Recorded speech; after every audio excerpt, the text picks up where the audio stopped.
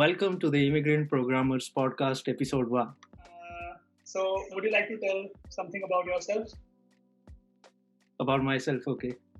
So, my name is Jasraj Singh Bedi. I come from Chandigarh, India.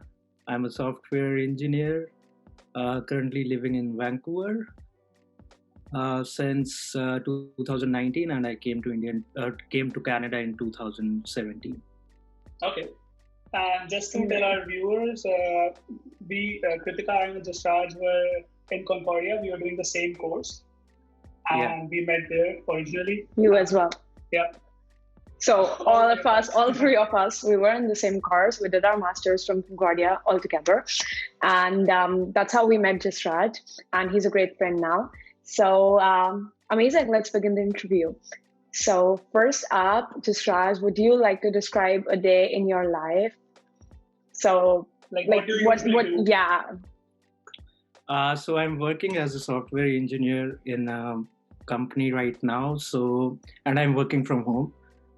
Yeah. So my day would start at around like 7 or 8, and then I do my meditation. I listen to him, and then you were into meditation.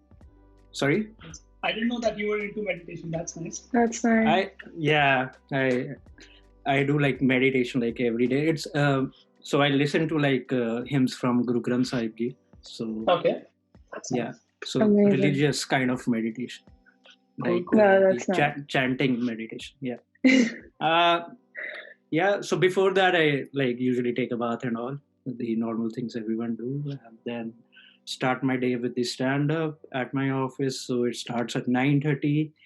After the stand-up, I work on my tasks, which we as a team decide, and then usually I take a break around afternoon. Sometimes I go for a walk outside.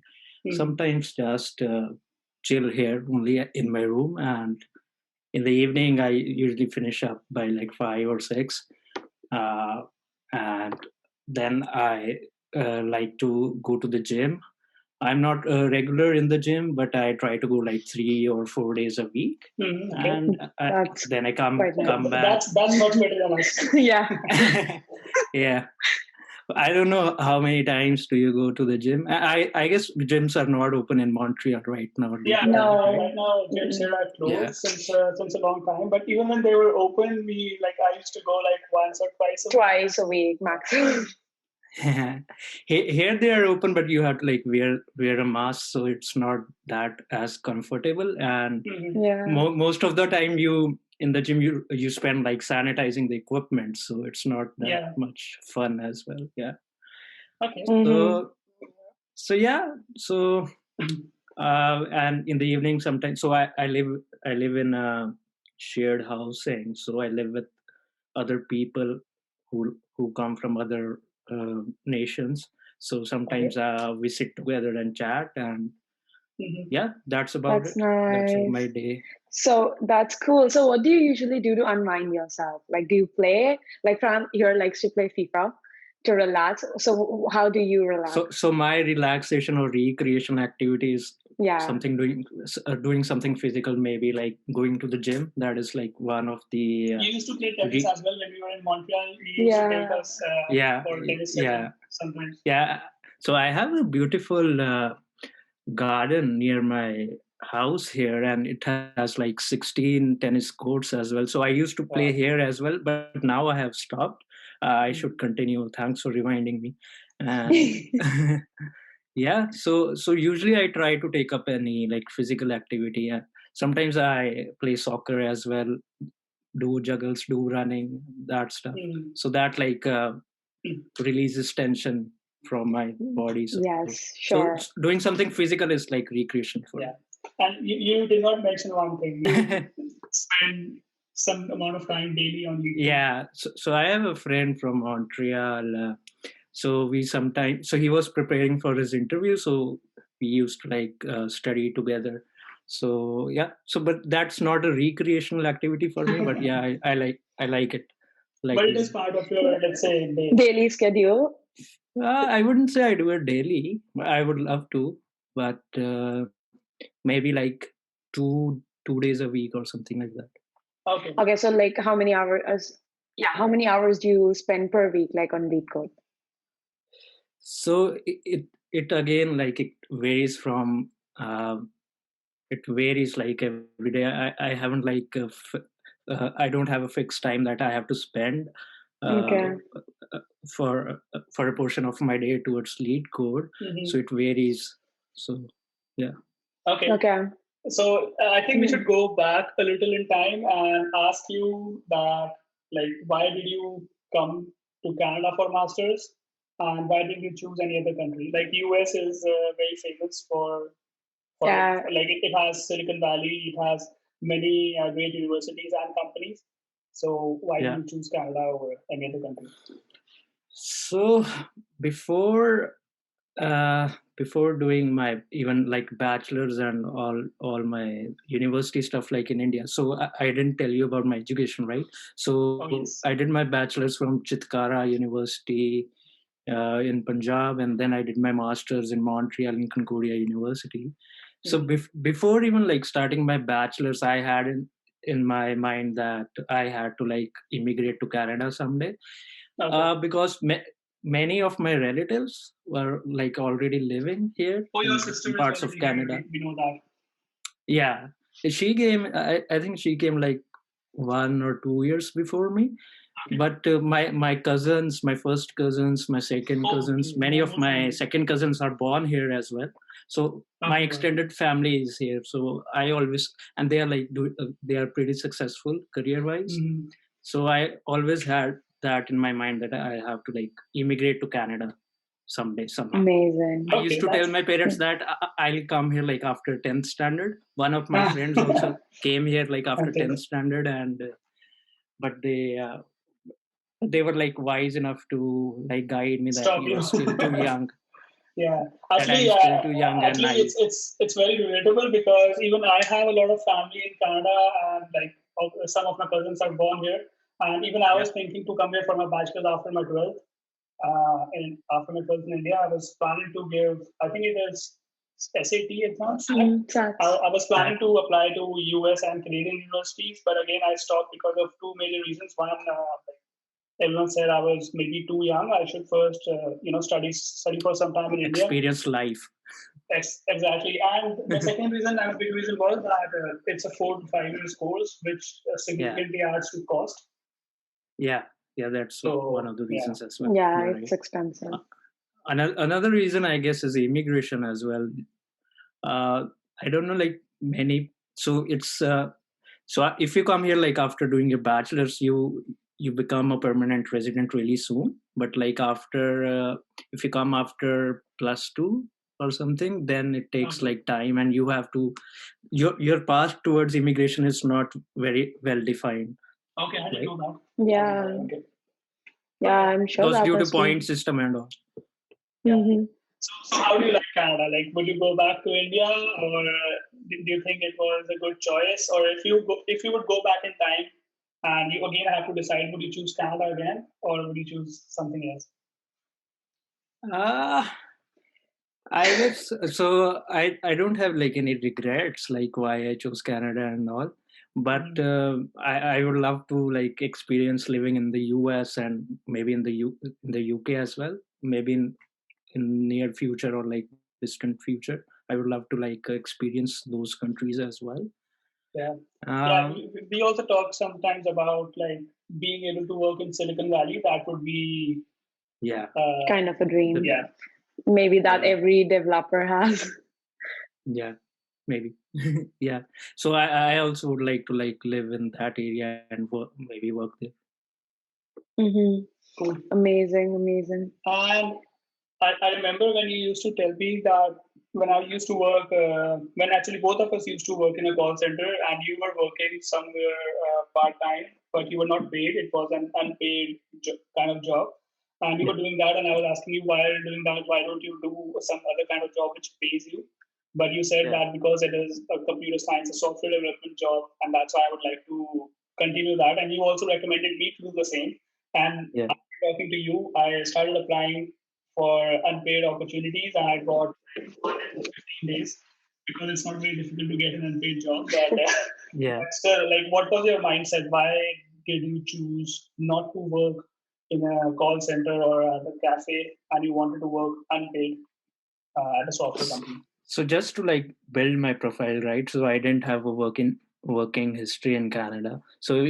So when I did the unpaid internship, later it was converted into a co-op and then paid internship. Okay. So it helped to build my resume, I believe, and like my profile. Also gave me an insight on like how things work in Canada in the software engineering world. Yeah, sure. So I think that's why that was important to do that at that point of time, because when you graduate from the university and then you want to apply for jobs and you want to do interviews, then you can show them I worked for so and so company and this and this project during my studies. So it helps to get a permanent job. Yeah. Okay. So because I know Kritika is totally against working unpaid. She's totally against. I mean, she does not like. Yeah, totally against would be like too strong. I don't like working like for a company who doesn't want to pay me for my efforts and my work. So that's what I used to tell him as well. I mean, why are you going for like an unpaid opportunity or something like when he was trying to find a job? And because like when you're an international student and you come to a different country, and this was a different continent altogether for us, for like all of us. So, and money is always a resource that is not in abundance. You always have to fight for money, so you have to earn money. So my philosophy at that time was I wanted to earn money because like I had a student loan on me. I had to pay my bills and the the fees and everything. So I wanted to earn money. So I didn't want to go like for any unpaid opportunity at the time. And even now I would not want anyone to work unpaid. I mean, that is something that is really I don't know. I guess it's a mixed emotion because sometimes working unpaid can really change your life because for you it turned out to be really successful and great. Decisions you could have made when you were a student, but like for me, I worked for 3 months unpaid, and after that the company was shut down. So obviously it was not a great experience for me because obviously it never turned into a paid one. But still, I had a lot of benefits because that person actually recommended me on LinkedIn. As he worked as my recommendation source at my full-time job as well. After completing my degree.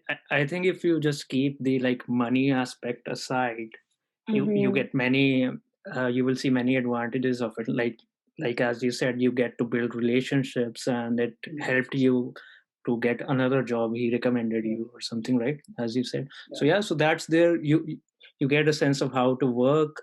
You build relationships, and overall, I also believe that you shouldn't work like unpaid for a long bit of time, but I work because I knew at the starting my first like 4 or 3 months were unpaid, and then I would get started getting paid.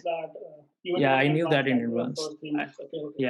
So it was like a training period for you so basically for like 3 or 4 months that you're getting trained. So they're not paying you, but once you that's not that bad actually. And saying that like at first you should try to find directly a paid job only, and if you apply to many companies or if you apply to many Indeed posts and you don't get a reply, then you can like start looking for unpaid. Because I guess it also definitely depends on person to person. Like if a person does not have resources and they don't have time to work unpaid, and because they will have unpaid bills in the end, that's a different story. But especially, I guess, because all of us come from India, and in India, the notion of unpaid internships is so common that it's not weird for us to go for 3 to 4 months of unpaid work, because that's really is a very common thing in India, as we know. Internships are not always paid. Think of it in this way, like if you're working unpaid, it wouldn't be a very big company or something, because if it's a big company, they would obviously Definitely pay pay. you. Yeah. So you are like helping. So imagine you are starting a startup, right? And you don't have enough resources.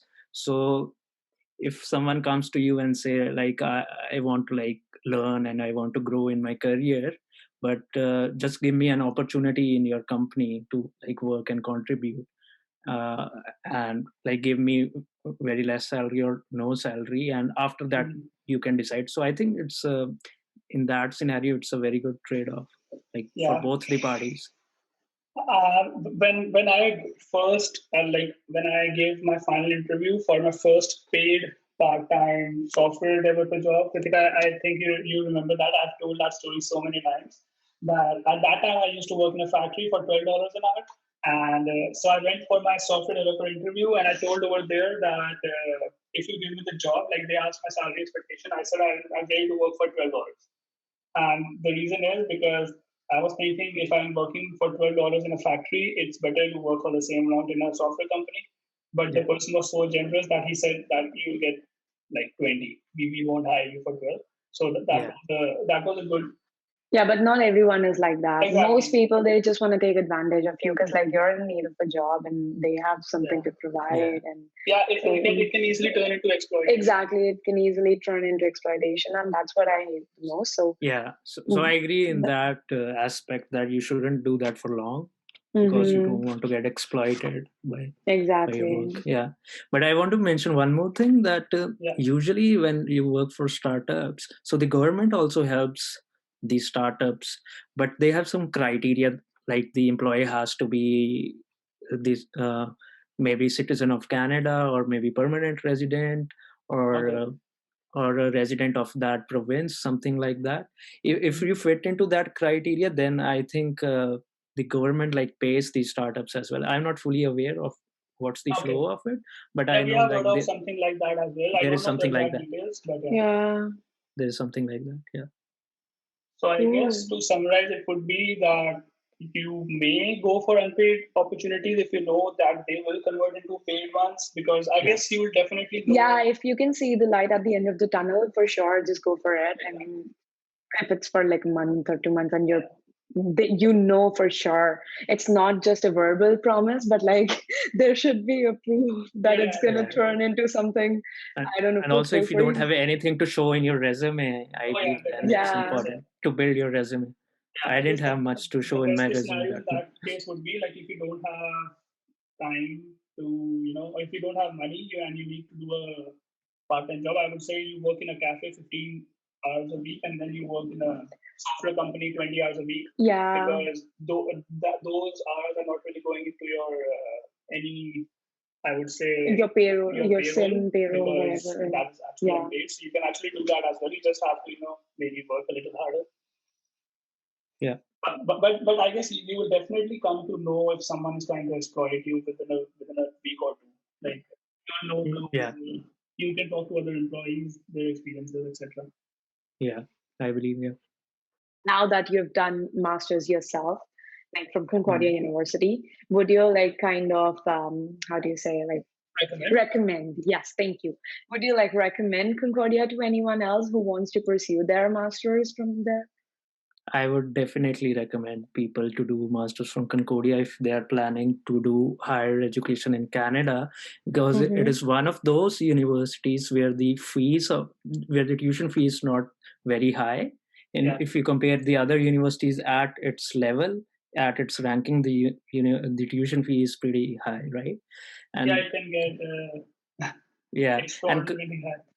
Yeah, and Concordia, I think if we talk about software engineering or computer science, it is at a very decent standing in Canada. So definitely I would recommend Concordia. And also, like the city, it is in Montreal. It is a very animated, very lively city, and it's a different culture as well there, the French culture.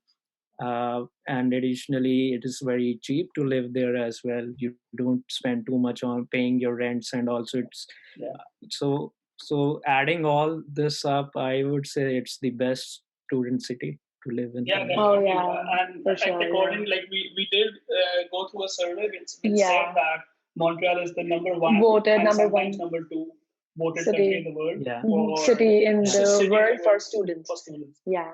Because I guess Yeah. it's the best kind of big city which is so cheap that you can actually live in downtown. In the downtown area And itself. like it's not. Yeah, so students can live in downtown in like Montreal, and I don't think so they can afford to live in downtown in Toronto and Vancouver because the rents are so high. No way. Yeah. No way. Yeah. Like you have to share your room with 8 people if you want to live in Vancouver in the same in Yeah. downtown, I guess. Yeah. Now that you've lived in Montreal before, like in the past, when you were a student, you used to live in Montreal. And now when you're in your job life, you live in Vancouver. So which do you like better? I mean, do you like Montreal better or do you like Vancouver better? So they both are very, very different in terms of what the city has to offer. So like I said, Montreal is very lively and very animated. The downtown is like full of uh, pubs and bars and very young people, right? And it's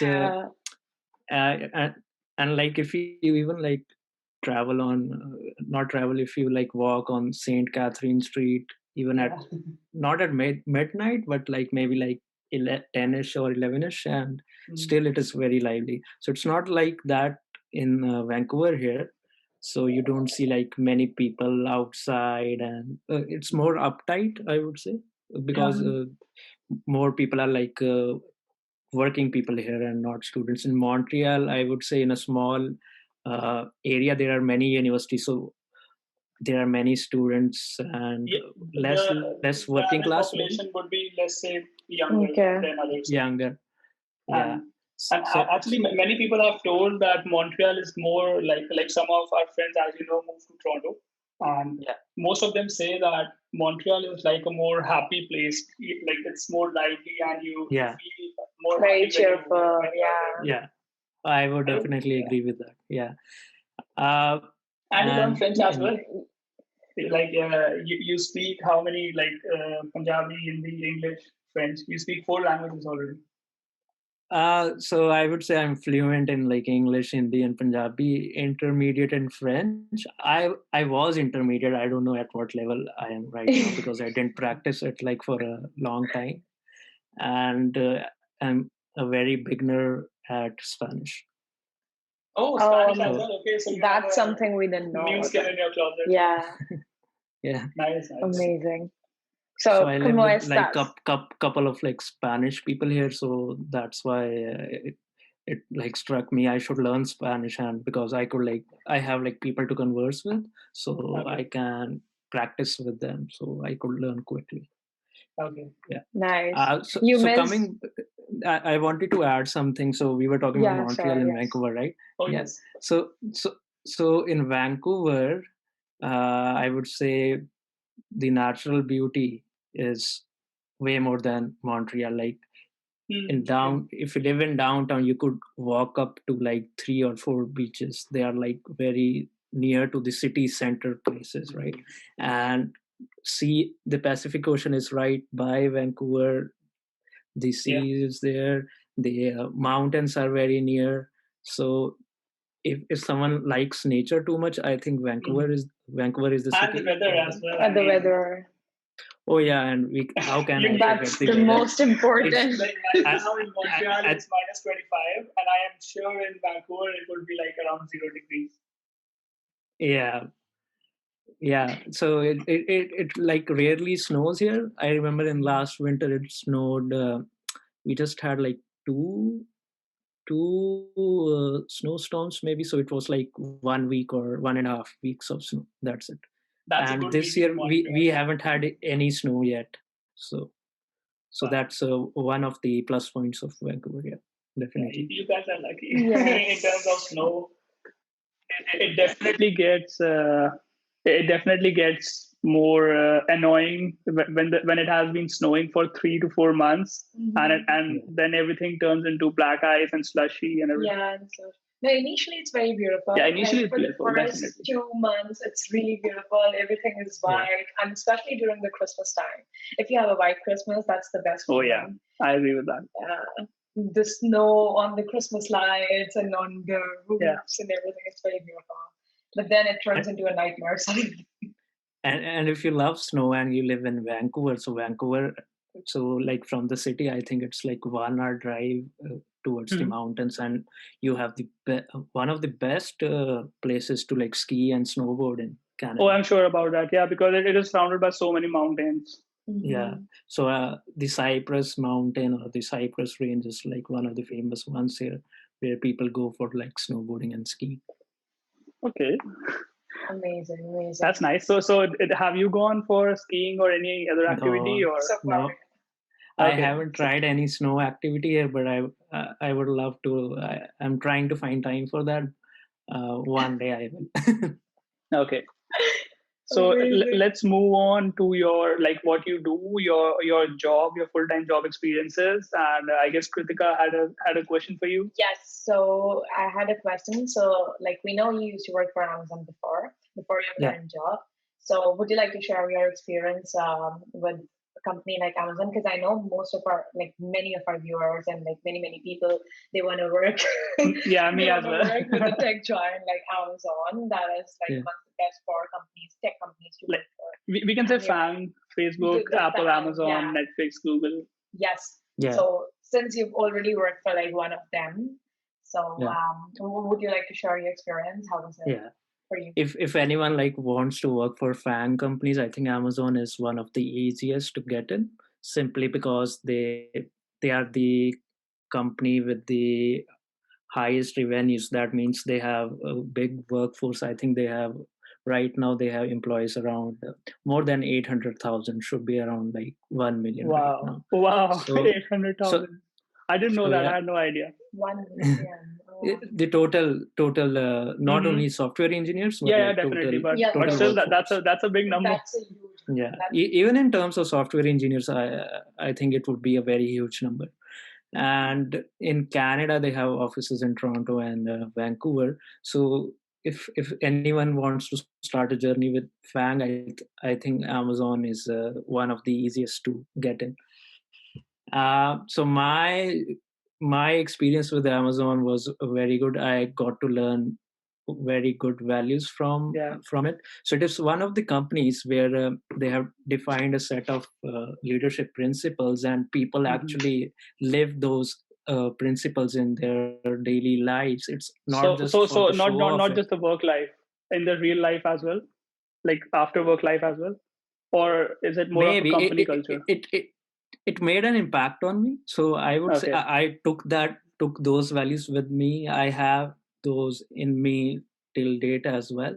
So I think it impacts you, in general life as well. So I took them. It could be different for different people. Yeah, definitely. Right?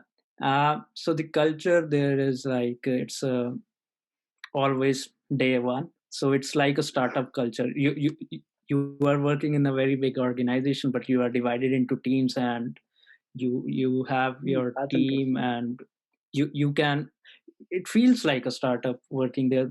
The same thing. Even though it's such a big company, trying new things and that stuff. So I would say it's pretty good. I would recommend people to work at Amazon. And you said the founder of XML used to work in your office, and you got an opportunity to chat with him once, and I guess you won't have that opportunity in a small company like the founder of XML. Wow. Yeah. So one of the advantages of working in FAANG companies is that you would get to meet very smart people and very intelligent people who may have done very good things in the domain of software engineering in their life. So yeah, if you want to build relationships with very smart people and good people, it's a good company to work with. And I guess in all FAANG companies, you will meet very smart people. Yeah, definitely. I agree with that. So now you have been working in like companies of various size, and like you have been working for a big giant company like Amazon. Then you also work for some small startups. So what would you say is the biggest culture difference in all these companies?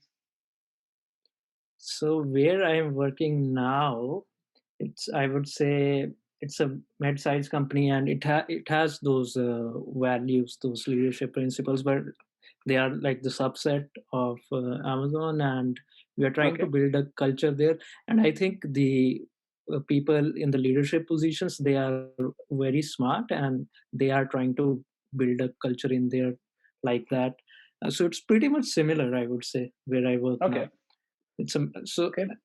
And before Amazon, I used to work with some startups. So they were like 5 people team or like 6 people team. So it was a very different, very small company culture there. Yeah. So we didn't have any.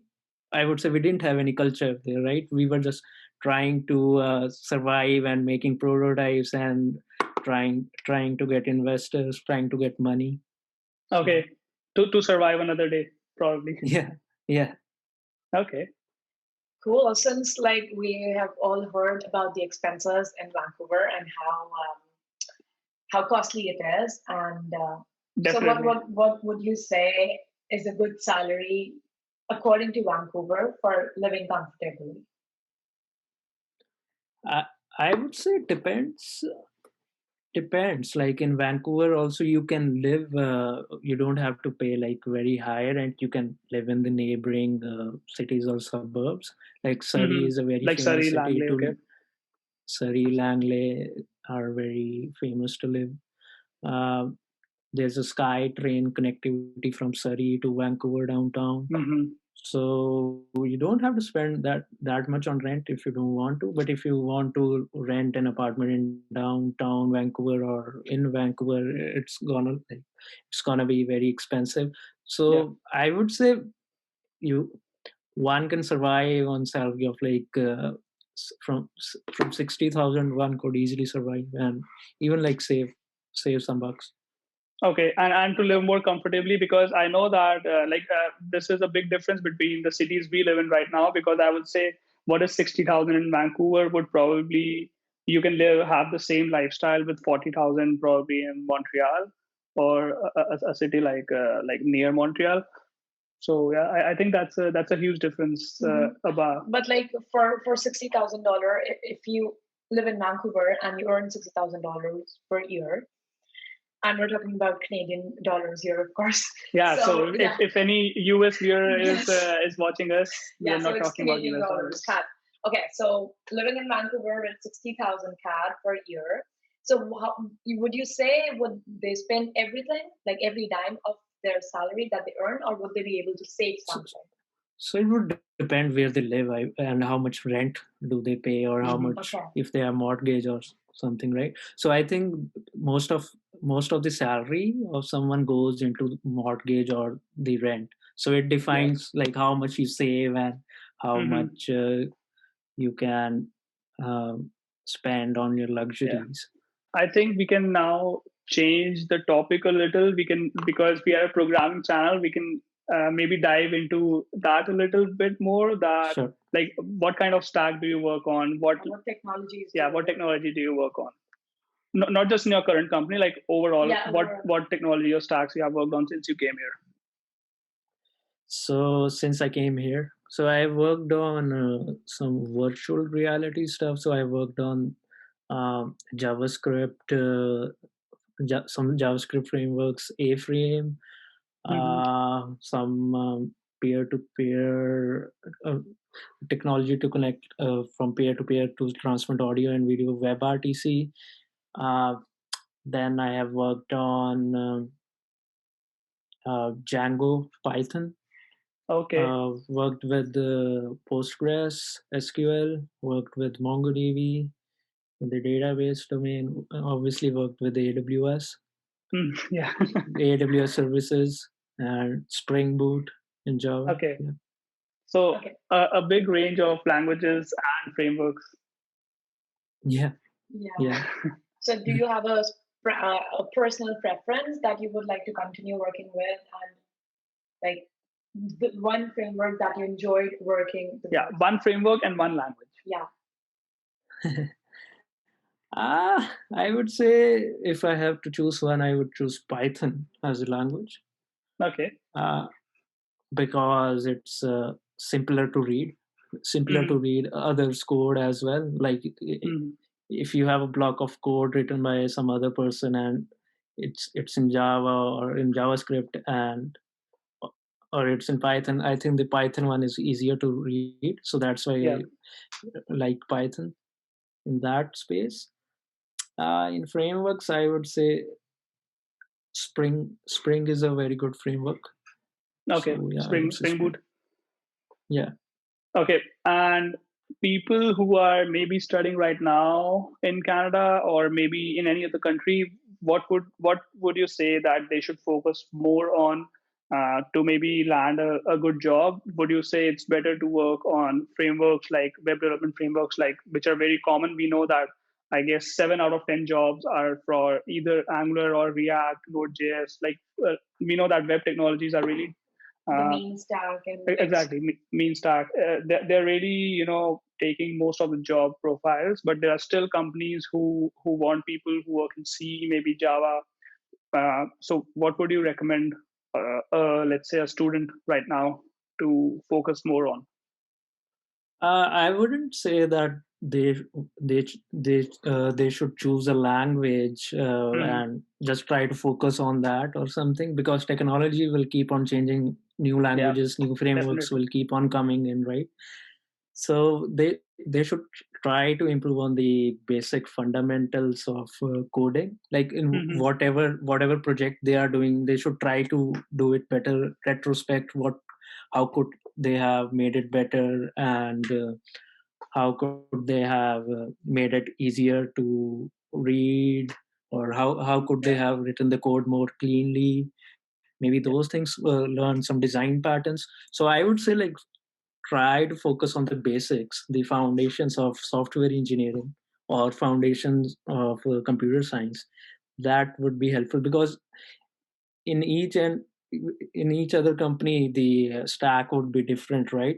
And it wouldn't be always like you have to decide to which on which language or framework you have to start a project, because the project might be already running. Most of the time it is already an ongoing project, and you are not going to start a project, right? So you should.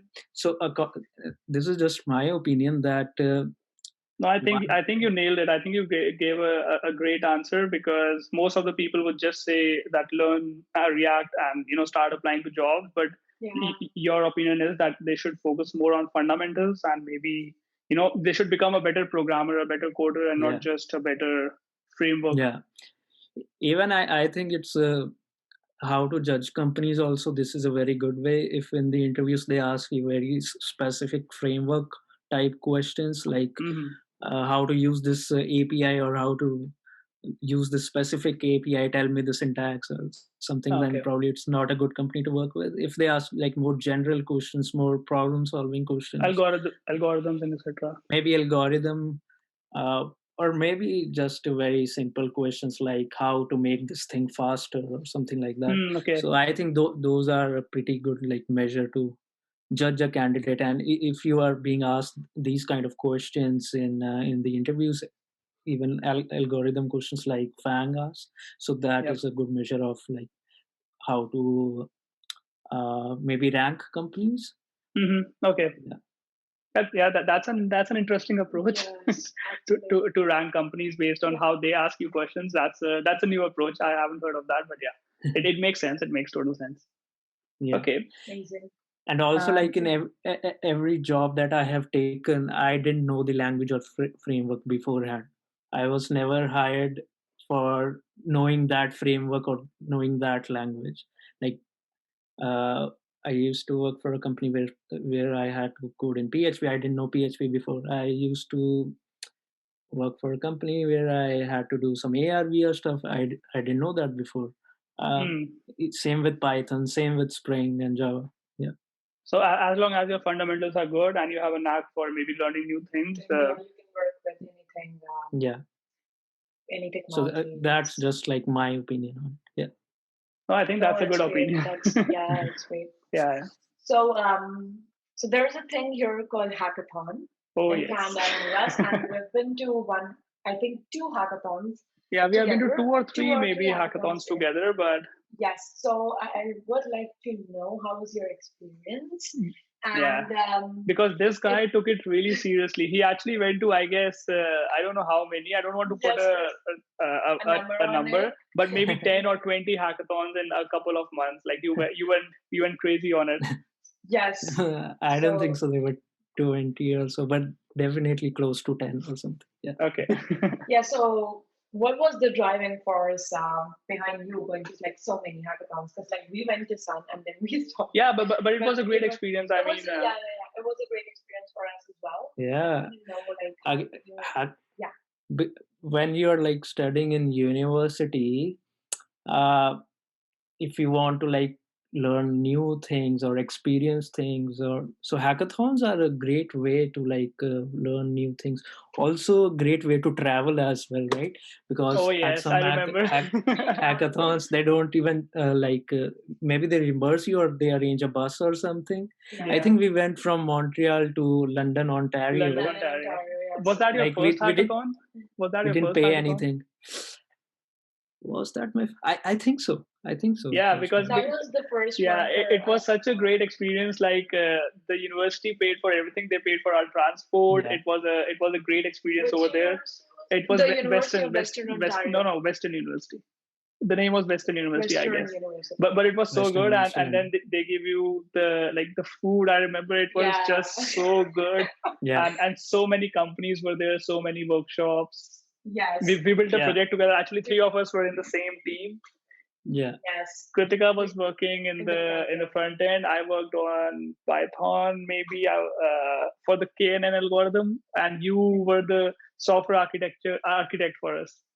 You actually connected everything, and we still have that project. I think on GitHub. It's hosted on GitHub. I'm gonna throw in a screenshot.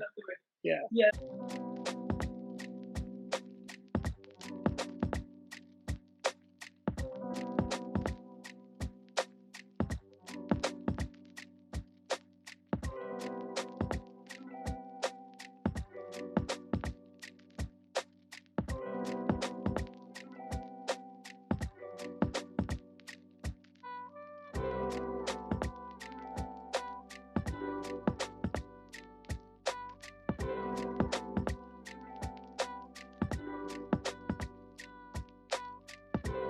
It's so exciting. Yeah, I remember. Also remember throwing in a picture of all 3 of us in that hackathon. Yes, I will.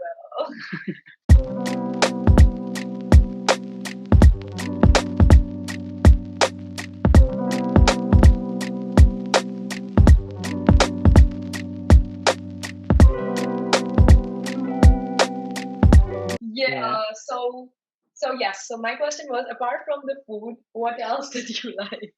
In the hackathons, like overall? Yeah. So as you mentioned, you get to like eat free food, which is always a good plus. So why wouldn't you like free food? Yeah.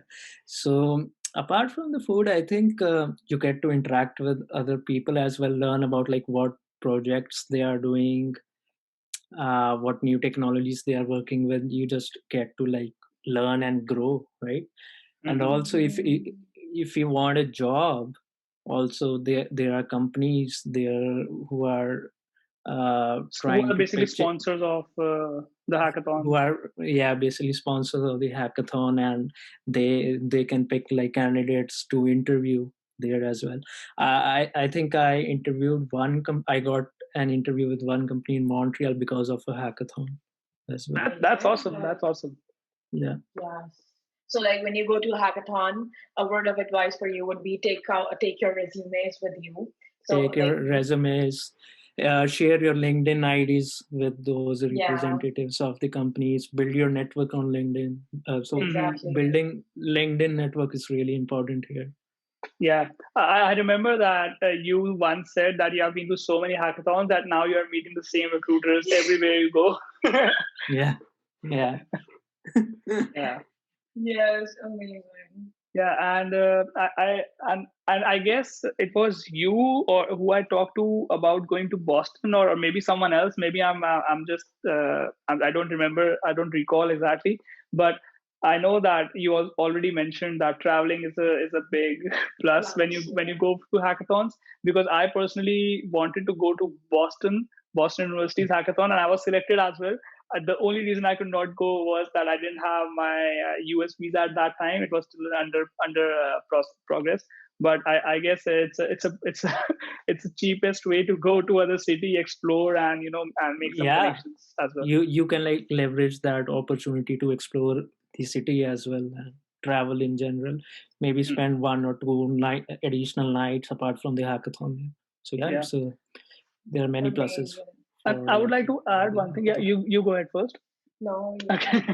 I would like to add one thing to it, that one thing I personally liked about hackathons a lot was that when you are in, like, obviously you are in university, you are studying something, you have students from the same field all around you every time, but still at that time the environment is that it's a need to do environment, that we all need to study maybe to pass exams or anything. But hackathons is more like a want to do environment where people go there because they are more passionate about some kind of technology, or they're more passionate about learning some new things. So you basically pick the 10% of students around you who are like more like you, who are more into the industry, and you get to make connections with them as well. And from all over the Canada, like there were people coming from Toronto, from London, from Ottawa, from Montreal. There were a couple of people coming from US universities as well. So it's a great place to I absolutely agree. And I would like to add one point as well, like you get to show your creativity as well, maybe which you don't get to show in your university projects or at your workplace, right? Yeah, exactly. And when you go there, then you see that there's a place for everyone in computer science. Like there are some people who don't enjoy coding as much as someone else might, but in a hackathon, if you just create a project but you don't know how to present it, you will never win. Like you actually need to create presentations, you actually need to present it in front of so many companies, so many judges, and then you also need to present it inside the inside a hall in front of 500 people. You really need to have every kind of skill. So maybe making a team in which you have good programmers, but also good like if you have like if it's a person who has all these skills in one person, that's great. But but like you have to look for people with all-round skills. So like you have to have an all-round group, I guess. I mean, you should find people who complement you. For example, if you are a good programmer and you miss maybe presentation skills, you should not just go and be in your comfort zone and find other programmers. You should find people who complement your skills. Exactly. I think a good software engineer should have those skills. Like everyone should have those basic skills of like presenting, of programming, definitely, and all the other stuff that you talked about. Maybe pitching your idea, selling your idea, pitching your idea, right? Those things. I think everyone should have them. Like basically, if you would go back in time, would you choose the same major that you chose in your bachelor's, or maybe you would not choose engineering at all, or maybe you would go for some other kind of engineering? So most of the things that we do in the software engineering world is you don't learn them like in the university, right? You learn them by doing projects and all. So that's a good point. So what I would do if I could go back in time would be I would take a course on psychology or sports science or something like that, and still be a software engineer. So I would have that domain also, like in my set of skills, and still I could be a software engineer. So one good thing here in Canada, like not with most of the companies, but with many companies, and not only in Canada, like it's happening all around the world, you don't really need a degree to work as a software engineer, right? That culture is like pushing up. So I would have like maybe tried some sports related degree or psychology related degree. So you're saying, so to just to sum it up, you're saying that you would have a degree in sports or like psychology, but you would go to a coding boot camp maybe, or like just do an online course to learn Yeah. software engineering. Yeah, that's what I think. Amazing. Okay. Okay. So, That's interesting. but would you agree, like, this is a very discussed topic everywhere? Like, would you agree that people who just do a boot camp, programming boot camp of a few months, 3 or 4 months, would you agree that they can do the same amount of things? They have the same programming skills that a bachelor has, Or who has master's degree. Maybe that culture is just like starting up. It's not a well established culture yet. I think you definitely need one degree in computer science or software engineering, but like as three of us, we did our second degree or like masters in computer science and software engineering. So I think if we would have done like master in some other domain, we still have that basic bachelor's of that knowledge of computer science, right? We would be still like definitely eligible to interview in companies or to get hired. Yeah, definitely. I guess it's just how you can showcase your skills. Like you have some GitHub projects, you have a profile on Stack Overflow, and basically you apply. And I guess it's like one of our professors at Concordia mentioned that finding a job is a full-time job. Like you just it's I guess it at some point it's just law of averages that comes into picture. Like maybe you have 10 companies out of 100 who will respond to you and maybe hire you, but maybe your first 90 are the ones who will not reply back to you. So basically you just have to go on, and maybe from 90 to 100 all of the companies are going to hire you. So it's just keep going on probably. Yes. It's just like any other thing in life. Hustle so keep hustling. Yes. So I think we should wrap it up. It was amazing. Thank you so much, Jasraj, for thank you for your time. Thank you so much. Thank you so much for having me. I felt like a celebrity. You guys invited me to take an interview, huh? No, I mean it really means a lot that you were here, because we were trying to, like, we were planning to start this since a long time. We really wanted to help people like us who come to like Canada, UK, or US, doesn't matter. But there's so many questions that people have, and it was nice to have you, a whole another set of experience that people will maybe get to learn from. Yeah, when you share your experiences, the other person learns a lot of things. Maybe you share the mistakes that you made, you share like any new information that you got from somewhere. So like people just watch this and they learn from your experience. And it's really it's wonderful. And I am a subscriber of your channel as well, and I've seen many videos and learned many things from those videos as well. So Thank you for that. Ask people to destroy the like button. We need you to ask. Please, anyone who is watching this, please hit the like button, destroy it. Subscribe as well. Subscribe. Comment as well. Share with your friends. And watch it again. Watch it as many times as you want. Also, you can ask questions. Like we can link your maybe Facebook profile or LinkedIn profile, so that if anyone maybe wants to reach you, they can, if they have any questions. And also, if you have any questions, you can ask in the comments below as well. Maybe if we are lucky, we can have Jasraj back in a couple of years and see how his journey has been. Yes. Maybe he'll be married with a couple of kids since then after 2 years. I would love to come back and talk to you again. Amazing. It has been an amazing episode. It was really nice. It was really nice. It was a good experience.